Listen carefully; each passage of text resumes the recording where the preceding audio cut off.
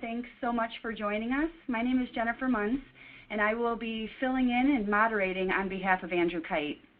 This program is scheduled for an hour, and we will pause at the end for Q&A. So during the program, please send us your questions using the chat feature.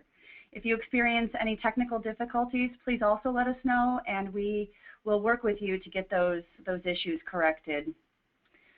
Let's see, we have some upcoming events that I'd like to make you aware of. We have a webinar on October 13th on reducing family stress and emergency transition planning. We also have a couple of conferences. So on June 3rd and 4th, we have a conference in Chicago. Now FBN is partnering with Loyola Family Business to explore key strategies around risk within family business. So please join us for that.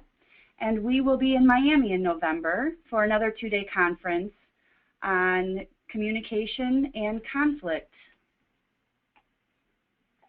With that, I'd like to introduce you to Edward Thiessen. Edward is a 5th-generation family member of a plastic fittings company in Belgium. He was born and raised there, and his family is very progressive in terms of instilling entrepreneurial skills and values. Subsequently, Edward is the co-founder of Trusted Family, which is a secure family website platform. Edward is an undergraduate, has a degree in management, and also completed a course in family business in Switzerland. And so now I'm going to introduce you to Edward and turn it over to him to share more of his story and talk about the agenda for our program. Edward? Yes, thank you, Jennifer. I'm sharing my video so that everyone should be able to see me. I'm actually in New York today. I moved to New York about 1 year and 6 months ago, so I love it here. But as Jennifer said, I'm indeed from Belgium. So my family is in plastics, and about 6-7 years ago, I started to get more involved in my own family. And being 5th generation, the family was getting bigger, spreading out over different cities, different countries. And so we started thinking how we could leverage technology to sort of keep the family together, improve communication, improve education, etc. Because it was harder to meet physically. And sort of that's where security became important for us, and that's sort of what brings us today. So in terms of the agenda of today, what I would like to suggest is to start sort of by framing the security challenge as we see it here at Trusted Family. And then I'm basically I'm going to take the shoes of a hacker and try to hack into your family, or if I had harmful intentions, sort of show you the process I would follow to try and harm your own family. And then, I will share some learnings in terms of practical tips that you can follow to secure your own family, and small little things that you can do that can really improve your security. And then obviously we'll have some time for questions towards the end. Voila, so I want to start with a disclaimer. I'm actually not a hacker. I'm good with technology, I can program these type of things, but I wouldn't consider myself a sort of super advanced hacker like you've seen, in movies, or like you would read in a typical newspaper article, something like that. I understand technology. And what I'm going to show you today is really how certain technologies can be used without actually advanced technical know-how. And I want to start with some misconceptions around security, and specifically around emails, basically. So most people assume that email is secure, and so I can't make a live survey here. But I assume that for most of you in the room today, email is probably your main communication channel in terms of digital communications, because it's hard to meet physically these days with everyone in a family, so email becomes the main tool. So that's misconception 1. Misconception 2 is whether or not you believe I can know when you open my email. So actually, if I send you an email, it's relatively easy to know whether you have opened it or not. And the reason I'm sharing that is because I'm going to use that later on in my presentation today. So technically speaking, the way it works is you add a sort of blank image in the email I send to you, and then most email clients load all the images automatically. that image is stored on sort of my server somewhere. And so whenever that image is being loaded, I get a notification saying that image has been loaded, and I can hence deduct that you've opened my email. So that was misconception 2. And then the third one is basically the question whether or not I can send an email from your email address or not. Most people assume that email is a very secure way of communicating, but actually the way the email protocol was built was done in such a way that actually anyone in the world can send an email from your email address. To send an email, you don't need to authenticate. You only need to authenticate when you receive an email, which is pretty scary when you think about it, because it basically means that anyone can sort of impersonate you, and that has a lot of implications in terms of security. Next slide, please. And so let me sort of frame the security challenge as we see it. I think the first one is most people assume they're not a target. The world is so big out there, and everyone reads about security issues, etc. But most people actually don't act on it because they never think it's going to happen to them. And the second thing that we see is that most people actually have a very limited knowledge how the internet works and how technology works and how to use it securely. It's kind of crazy when you think about it. Like, technology is everywhere today and has so much information about us, but I never had a security training myself, at university or in high school or something like that. So the question is really like, how do you get people trained around security?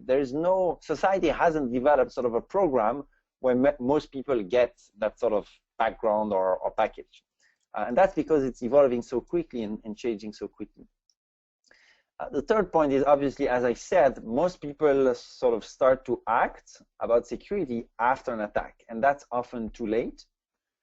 And then finally, most attacks are actually not complex technically speaking. They just require time, patience, and preparation. And that's a pretty scary one, because it means that sort of anyone that has bad intentions, even if they're not a super technology geek, they can still potentially harm you. Next slide, please.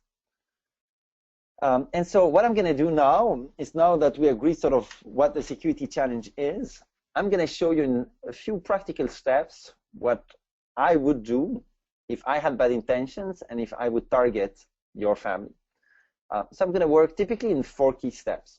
The first thing I'm going to do is I'm going to build a very detailed profile on your family, family office, and family business to really understand everything in detail.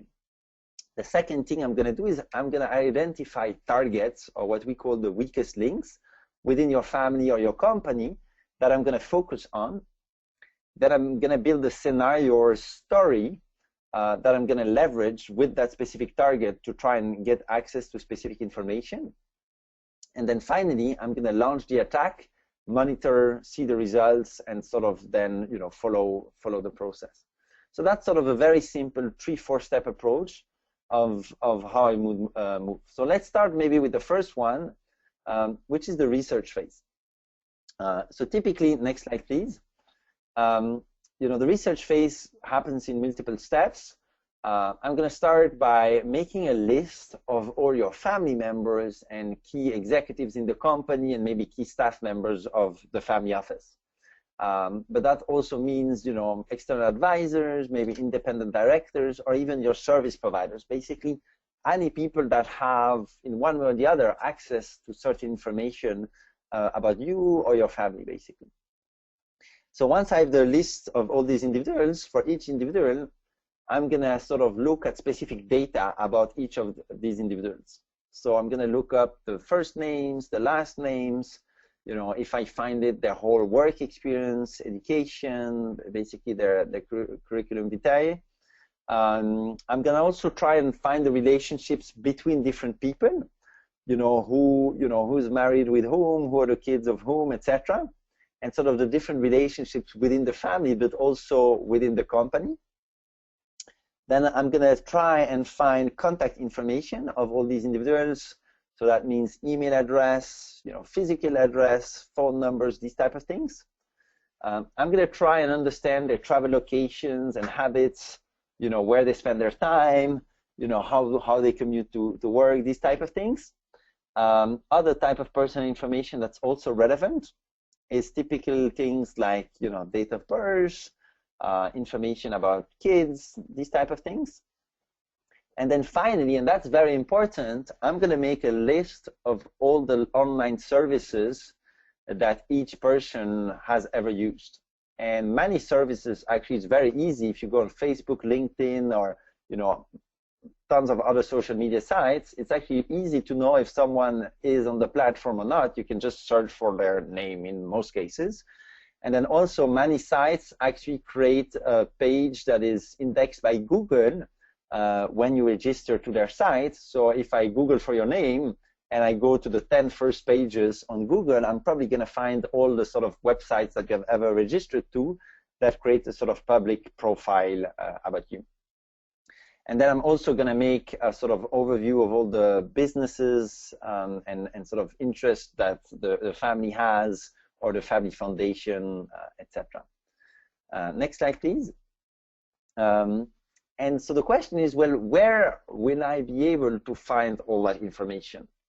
Well, you would be surprised. For most people, it's actually relatively easy because there's so much information out there. So I would use all the social media and sort of email websites out there. So check Facebook, LinkedIn, Twitter, YouTube, Instagram, basically any type of social network or platform out there where you have a history of all the activity you do with them, etc. I'm going to use every major search engine, so Google, Bing, Yahoo. I'm going to go on your company websites. I'm going to sort of, look you up on different press websites to see if there's been some media attention. There's other sort of more niche services like, Skype, for example. If you find someone on Skype and you add them, often you can find their phone numbers. There are other mobile apps now like WhatsApp, Venmo, and some of these other things where you can often find also other type of personal information about a person. Then there's also a whole bunch of what we call private databases, or sort of websites out there that collect your data. So there are a few genealogy websites where you can most of the time find the relationships between different people. Also often the date of birth, these type of things. Then there's a database called Inside View, which basically lists all the contact information about all the directors of mid-sized and large companies around the world. And so you just have to enter the name of the company or enter the name of a person. In most cases, you find their phone numbers and email addresses, etc. There's another service called Wealthx, which is a company that is building 2, 3, 4-page PDF profiles on any high net worth and ultra high net worth individuals around the world.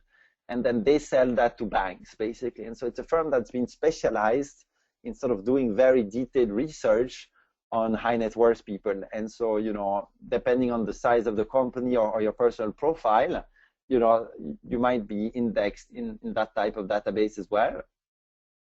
And so that's just using publicly available information in most cases. But then, I can also send you an email from a survey, like, send you a fake survey from a provider you trust.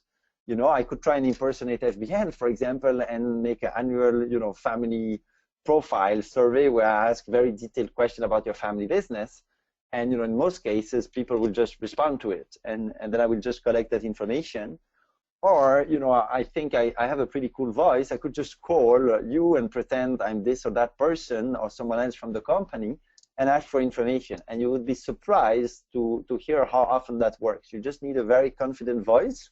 And even if I'm hidden in Belgium or here in New York, I'm relatively confident that I will be able, to find the email address of a key executive or the phone number, these type of things, by coming up with a credible story. Next slide, please. So once I have all that information and the list of people, I will have to start making a call and say, well, who do I want to target first? And so there's a few criteria I'm going to look at. One, who are the people that have very open privacy settings on social media? So most of the time when you register on Facebook, LinkedIn, and all these other social media tools, by default, your privacy settings are very open, which means that anything you do on any of these social media profiles is sort of open to the world. You know, some people change these privacy settings to restrict it, but some people don't. So obviously, for me, I'm going to focus on the ones that don't have it opened, or that have it very open, sorry, because it probably means I can find more information about them, and it also means they're probably less aware about security, privacy, and these type of issues. Two is also all the people that have many contacts or friends on these social networks. That's also often a very good indicator, because you know, if I'm one amongst your 1,000 or 1,500 friends, you probably don't know these 1,000 or 1,500 contacts very well anymore. You see what I mean? And so I can create another fake Facebook or LinkedIn profile, just add you and pretend I'm your friend or trusted relationship. And again, through that, I will be able to monitor your activity and sort of have access to relevant information.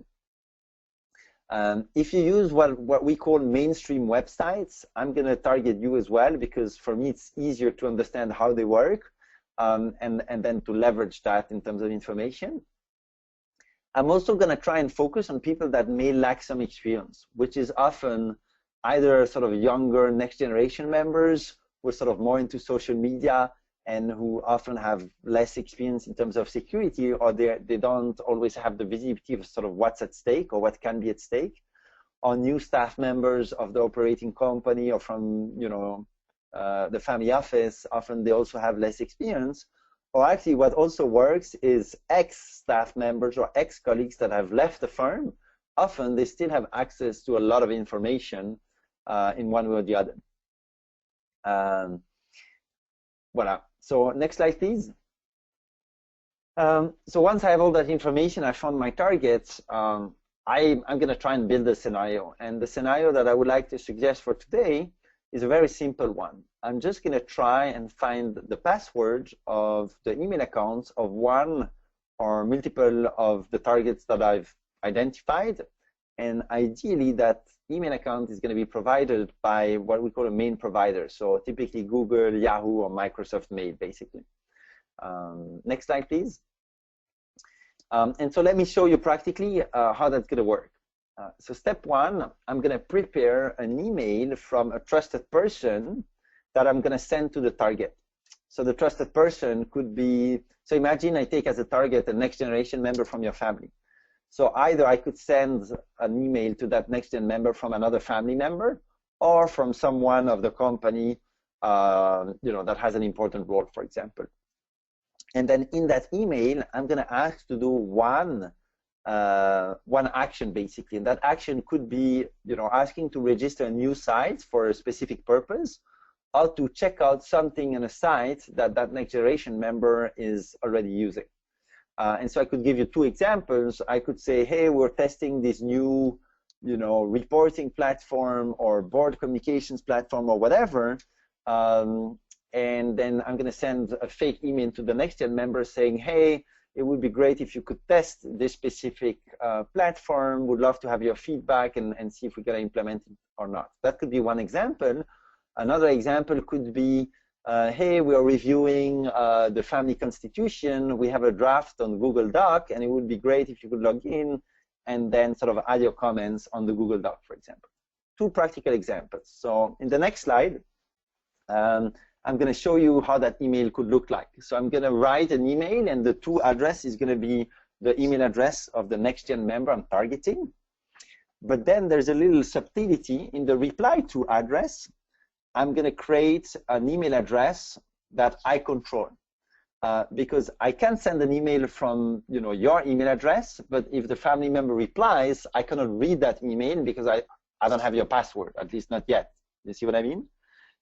And so in your email settings, you can change the header of the email so that the reply to address is different than the sender address. And what's going to happen is I'm going to send you the email from you or someone from your family. You're going to get it. You're going to feel, oh, this is a legit email. Then you're going to click reply. But most people, when they click reply, they don't recheck if the email address that the email is being replied to is actually the correct one or not. You see what I mean? And so I'm typically going to create an email address that looks like yours, but that is slightly different, so that the likeliness that I get caught is minimal. So that's sort of what I would do in terms of the headers. And then in terms of the content of the email, I'm just going to write an email that looks nice and that looks credible from you to the next-gen member, and my action driver is going to be a link. So either it's a link, to a new website to register to the demo account, or it could be a, fake link to the Google Doc, something like that, right? But so once my email is ready, next slide, please. I have to build sort of that fake website. And again, today you don't need a lot of technical know-how to build a simple website with a form.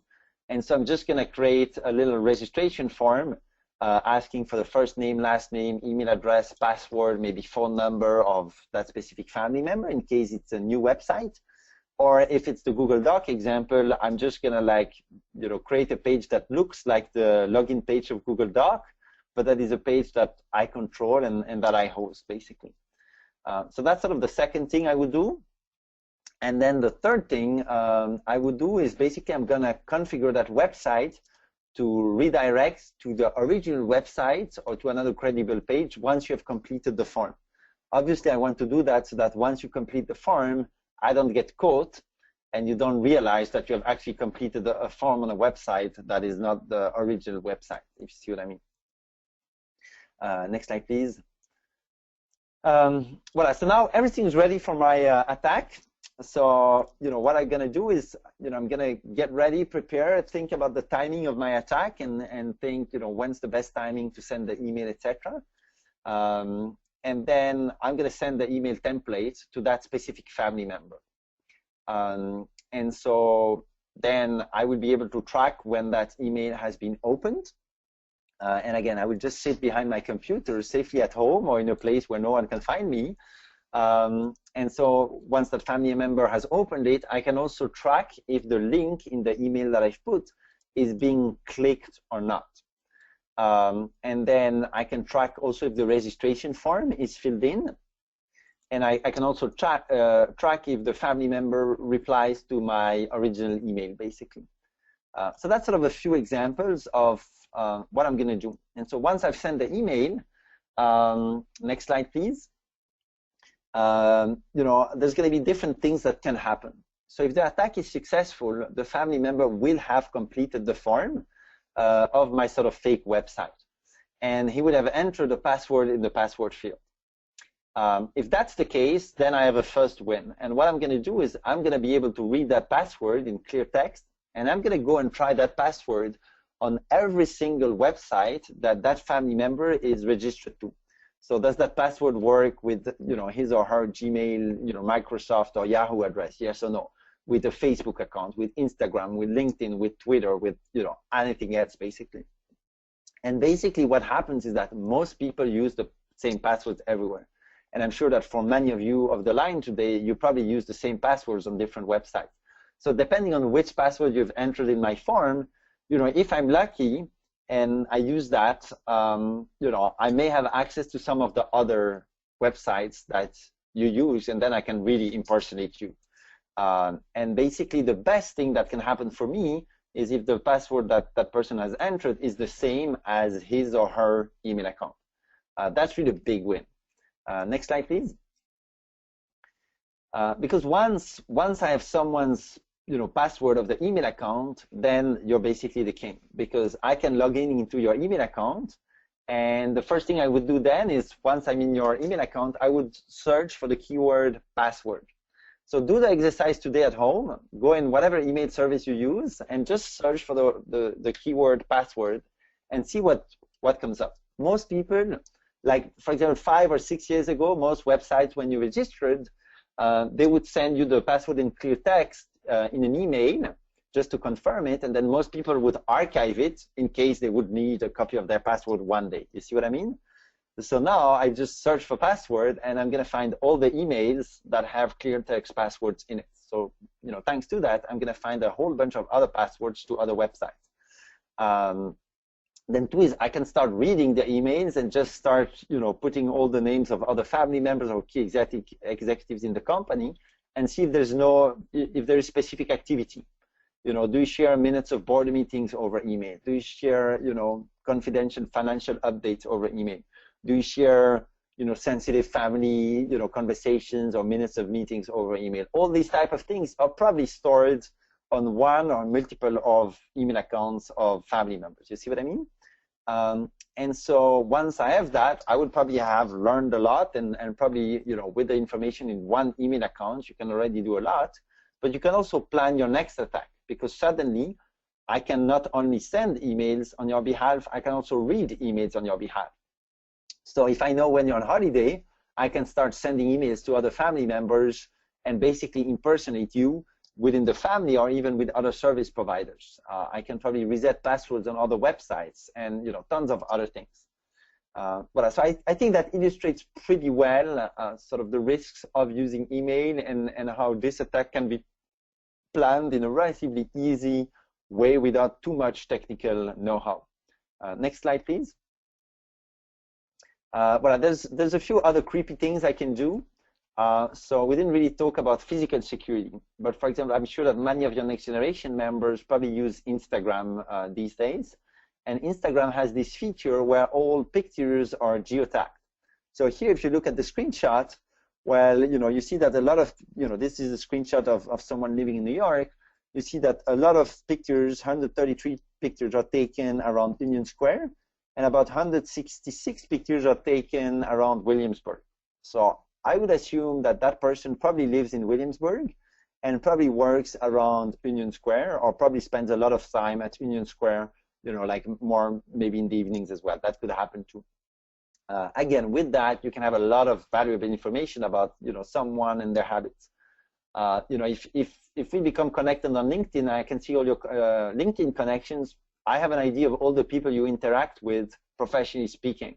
And then again, I can, you know, just use my phone, impersonate you, you know, do tons of things like that. And you know, there's a few more examples. Next slide, please. So just a few things in terms of tips to be aware of. So one, really don't use the same password everywhere. You know, that's how most attacks, you know, can be started in a relatively easy way. And also don't share passwords for certain websites with colleagues or other family members, because what happens is most people forget to change these passwords when, you know, a colleague leaves the firm, or, you know, when someone changes, etc., etc. You know, be careful when accepting social media invitations from people you don't know or don't remember. You know, don't share sort of location-related information through what we call open channels that anyone can access. Also be careful when you use like internet through open channels, like public Wi-Fi's. You have to be careful. If your communications are not encrypted to certain websites, then other people on the network can actually read your activity. Also, something that I'm very, you know, sensitive about is encrypt the devices that you use. You know, just your laptop. You know, like most people have laptops these days. But most laptops are not encrypted. So if I steal your Mac, I probably have access to a copy of all your emails, documents, these type of things, relatively easy. And even if you password protect your Mac or your computer, it doesn't mean the hard drive itself is encrypted. So I can just take a copy of the hard drive, connect it to another computer, and then sort of read what's stored on it. You know, password protect your mobile devices like iPhones, tablets, etc. And then again, change your privacy settings on social media. We're not saying don't use social media. Use social media, but just understand what happens in the background, and sort of, you know, take the right measures to protect yourself. Next slide, please. In terms of how to get started, so, you know, we advise some families for the sort of security approach, and the debate is always, well, how do you do that on the family level? Because, you know, the way technology works is often, again, you know, if you find the weakest link, if one family member gets hacked, it can potentially harm the whole family or the rest of the family, or also the company. You know, if it depends on what's shared over email, but if you have, for example, the shareholder register stored somewhere on an email account, that can harm the whole family. If you have sensitive pictures or sensitive documents, it can harm the whole family. So in a family business context, the question is, well, how can you build a policy for the whole family? And so what we advise families to do is sort of to appoint a chief security officer, or at least someone who's responsible for it. And it's not a full-time job. It's just someone that's, you know, a little bit more knowledgeable about these things and who's ready, like, you know, to train the family members about it, make them aware, do some audits, these type of things. And then just sort of, you know, make a regular review of your office and of the family. It's never really finished, but what generally the questions to ask is, well, what's the information you're really trying to protect? You know, is an address confidential? Is the financial statements of the company confidential? You know, what's confidential for you? And then look at where that confidential information is currently stored. Is it on the company server? Are there copies on individual email accounts of family members, etc.? And then how do people currently get access to it, and what are the channels for them to access that information? And then based on that, well, what are the different risks, and how can you mitigate that risk? And then based on sort of that high-level plan, you can then develop some rules and processes for the staff of the company and for the family members to mitigate those risks. And often it starts by training, you know, like a presentation like I'm doing today. I hope that some of you learned certain things and that it was new for you. But so typically, how do you make sure that everyone in the family or you know, everyone in the company has a sort of similar exposure? And then make it part of your culture. I mean, security is never finished, and it evolves all the time because, you know, there's going to be a new website, you know, coming out that people will start using. So it's a new threat, technically speaking. So you just need to do a monthly or maybe quarterly or even 6 monthly or yearly check once a year or once every 6 months, and just ask you these questions and sort of review it together, maybe at your annual family meeting, for example. And sort of conduct these regular checks to make sure that people follow the policies. So like, you know, within Trusted Family, we have developed sort of certain policies, but what we do is every 2-3 months, we pick a few staff members and we do a sort of surprise audit just to make sure that their hard drives are encrypted, that their mobile devices are protected, etc. Voilà, so that's a few examples. Next slide, please. And then in terms of security approach, really look at sort of 3 levels. One is what we call organization security. Most of the security mistakes out there come from people mistakes, not technology mistakes. Like, people always focus on having super encrypted servers, you know, for the company, but then they forget there's a lot of data in the email accounts of individual family members, for example, right? And that's about having the right security trainings and checks and asking the right questions. What we also recommend is to have different data sensitivity levels, depending on what's really confidential and what's less confidential, and then you can agree, you know, what type of data you share through which channels. And then in terms of technology security, what I really recommend using is 2-factor authentication for the systems that you use that do contain confidential information. So like, most email providers actually enable you to use 2-factor authentication, which is actually the combination of email password and a sort of one-time password that's generated, you know, either through a physical key, either now they have apps on your phones that generate these keys from time to time. And then, you know, you have other systems like access control systems, backup systems, you know, penetration testing, these type of things. But finally, the most important, we think, is often the end user training, which is, you know, the family members training or the key staff members training, because, you know, it's often about building awareness and understanding where the risks are. Because again, it's just one key staff or family member being hacked, and it can harm, you know, the whole organization. Well, I hope I've been able to give you a great overview through a sort of very practical example of sort of, you know, how one attack could work. I hope I didn't scare you too much, and obviously I'm open for any questions you may have. Edward, thank you so much for sharing that information and walking us through the hacking process. I think, you know, my eyes were certainly open to how easy it can be for somebody to gain private information. And so as I was thinking about that, if somebody, and I think somebody out there that might be on this webinar was hacked, and so I was thinking about it personally, and what do you recommend are the next steps if you are hacked? I mean, I think if you are hacked, again, you know, it's often too late. You know, one, you have to like address that specific attack quickly. What has been hacked, what information has been, made accessible, what's the threats for you as a person, but also for the wider family or environment that you act upon, and how do you make sure that as quickly as possible, whatever system has been hacked into is closed, or that person doesn't have access to, first, right? So that's sort of immediate incident response, where you have to act quickly to mitigate the risk as much as possible, right? And then obviously once that risk has been mitigated, you have to learn from, understand, take a step back and understand what happened, how did the attack succeed, and how can you, change your security processes or start security processes if you didn't have any before, to make sure that these type of attacks didn't happen again. I hope I answered that question. Yeah, you did.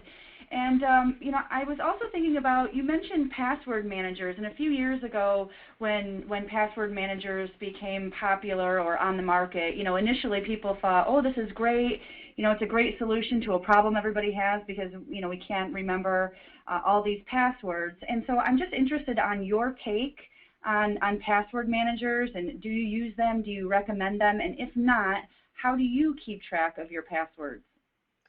Great question. So yeah, so I personally do use password managers. So my policy, sort of personal policy, is to say, one, there are a few applications out there that I use that really, like contain very sensitive information about me, right? Like my email account, even my, LinkedIn, Facebook type accounts, they have a lot of private information. So for them, I make sure that for each of them, I have a very unique, very strong password for each of them. And whenever possible, I also validate two-factor authentication for these type of services. So that's the first level. And then, for any other website I register, I try to always generate a unique password. And, there are different providers out there. There's, 1Password, which is an app that you can use. Now Apple developed sort of the Apple keychain, which also works with Safari and sort of your mobile devices and stuff like that. And they're pretty, they're pretty awesome as well, and they generate strong passwords that, they sort of remember for you. What you do have to be careful, though, with this is to make sure that your device is very well protected, because suddenly the risk becomes is that all these passwords are stored on your Apple device or your laptop or your mobile devices. So if for one reason or the other you don't password protect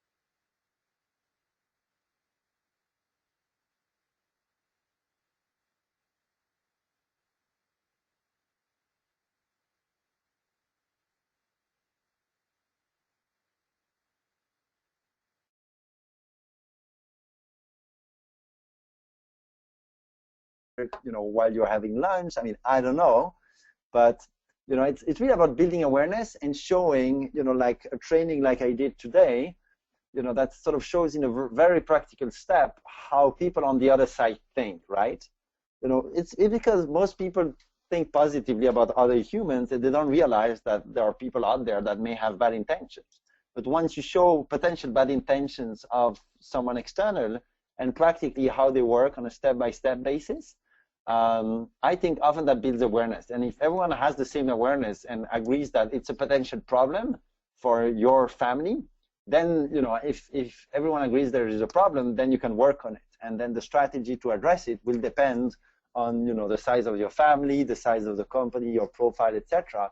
But that can be sort of designed separately. All right, great. Well, we don't have any other questions coming through the chat, and so Edward, is there some couple tips or little summary that you'd like to leave us with before we end the program? Actually, I got a question on my screen, which is whether the webinar was being recorded or not from a member. And I think you have the answer, Jennifer. Yep. So we do record the webinar, and we send them out to members. And so so be looking for the webinar evaluation. There'll be a link in there to this recording. And so feel free to share it with family members, with people in your office, anybody who you think could benefit from learning more about security and Edward's perspective.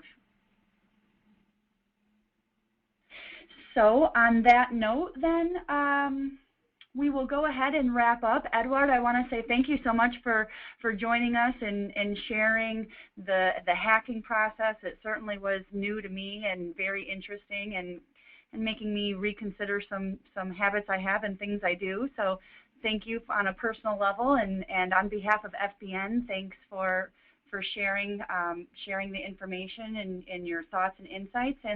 And to everyone out there listening, I hope that you also gained some interesting little tidbits that you can take back. And feel free to reach out to Edward if you have additional questions after the webinar, or you can contact the FBN staff. We can certainly help connect you with answers or anything else you might need.